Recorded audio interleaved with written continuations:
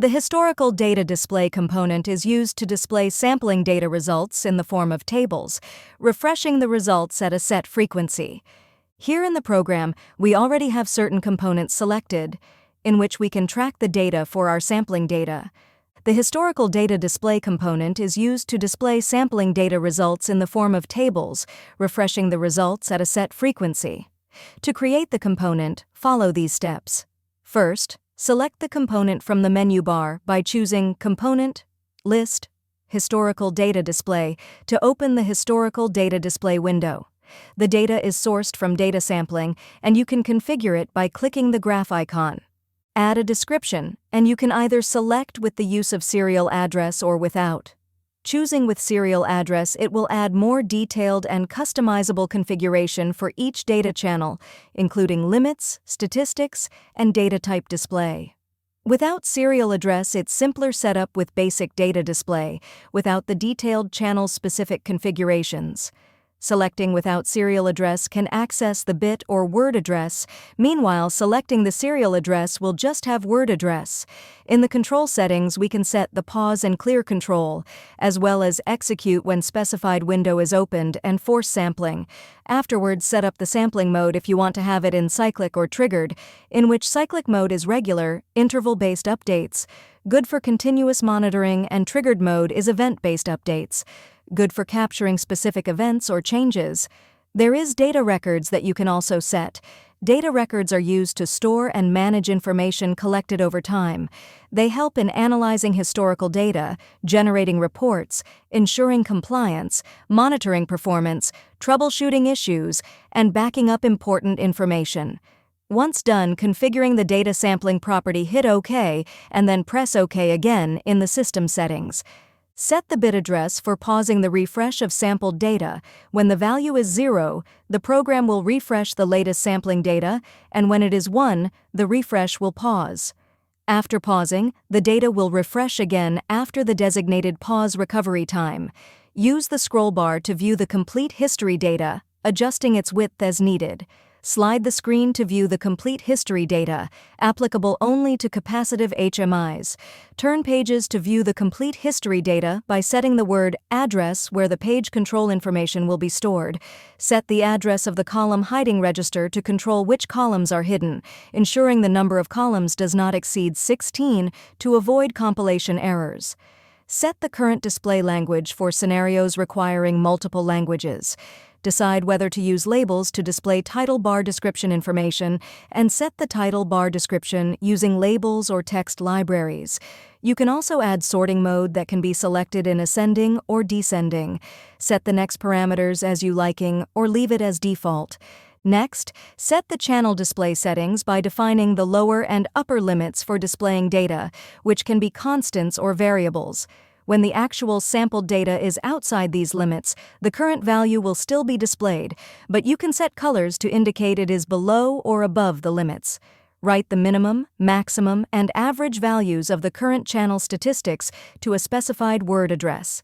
Set the display data type, including 16-bit and 32-bit binary numbers, and 16-bit and 32-bit hexadecimal numbers, and set the integer digits for the display. Or you can enable number operation in which perform calculations on the data using the formula value write to PLC, HMI display value, CHO. To configure the Table tab, start by selecting the background color for the table and the title bar. Decide whether to disable the outline of the table and set the style and width of the table outline. Configure the style and width of the split lines within the table, and choose to display row split lines, column split lines, or both. Set the color for odd rows to differentiate them from even rows. If you select the Table Printing Settings option, additional settings for table printing will appear. These include options to print the header and footer windows, as well as the maximum, minimum, and average values. Then, select the Search tab and configure parameters by enabling the search function and setting the search method by date, time range, sequence, or keyword. The value of the specified word address register determines the query mode. Set the bit address for triggering the query. When the value is 1, display the filtered results based on the query conditions. Set the word address of the query condition register to store the query conditions. Set the bit address of the trigger register to export the data as a CSV file. Set the export location for the CSV file, HMI or USB1, and the value of the specified word address register to determine the register setting location. Customize the subdirectory name if the option to use a variable as the subdirectory name is not checked. Write the progress value, 0-100, of the CSV file export to the progress indicator register. Choose the export method by day or single file, and set a password if needed, using a decryption tool to generate a normal CSV file. You can set the same parameters for exporting it in PDF file. Finally, configure the display properties to customize the appearance and behavior of the historical data display component. Now we can add in more components to complete this project. Let's go through the historical display and record all the addresses that will be using a switch bit. The address LB1 controls the pause and refresh of the data. The channel display settings, we have the minimum, maximum, and AVG value selected. To add the other channels, the min, max, and average, we have to select the channel one by one. Then the search trigger bit is LB10 and search register LW11 to LW13. The export files in CSV is LB32 and in PDF is LB31 when the button is pressed. So we start by adding a switch in which its address is LB1 and enable the indicator with the same address.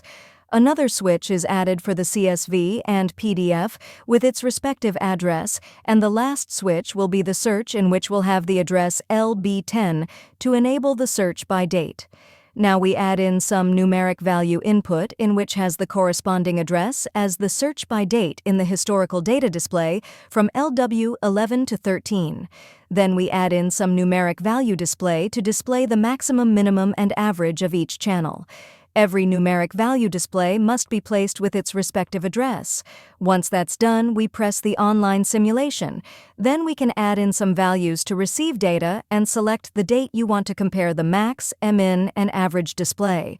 Once the information been placed, you can hit search, and it will run as intended. When pressing the buttons CVS and PDF, we are capable of finding the information in the folder.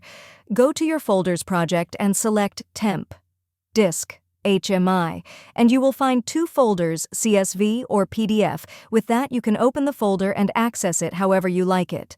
That's all for this tutorial. Hope you enjoyed.